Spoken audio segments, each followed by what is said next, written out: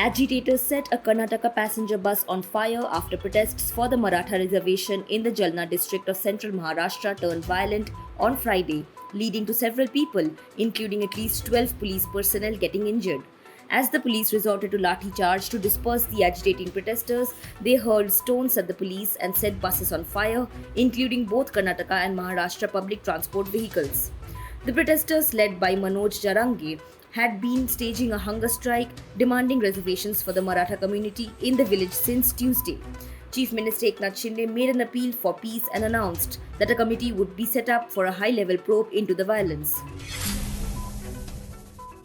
India's solar mission Aditya-L1 successfully launched from the Satish Dhawan Space Center in Sriharikot at 11:50 am.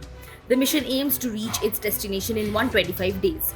After a successful launch of the Chandrayaan-3 mission, the world has its eyes set on the Aditya-L1 launch. Approximately 63 minutes after the liftoff, the satellite separation was expected to take place as the PSLV launched the Aditya-L1 spacecraft into a highly eccentric Earth-bound orbit.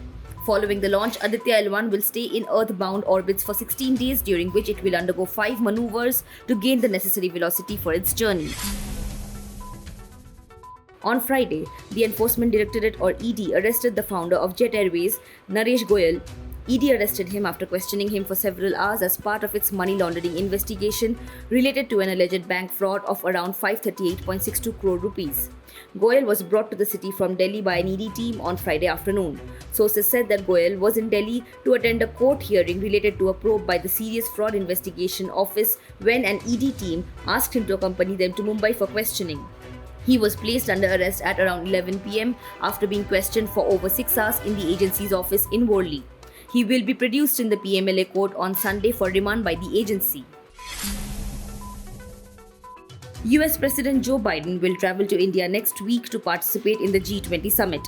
On Saturday, the White House announced that the US President is slated to have a bilateral meeting with Prime Minister Narendra Modi on September 8th on the sidelines of the historic meeting.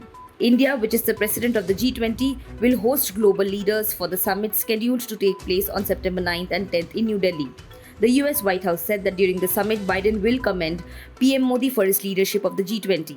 The White House also said that both leaders will also mitigate the economic and social impacts of Russian President Vladimir Putin's war in Ukraine and increase the capacity of multilateral development banks, including the World Bank, to better fight poverty, including by addressing global challenges.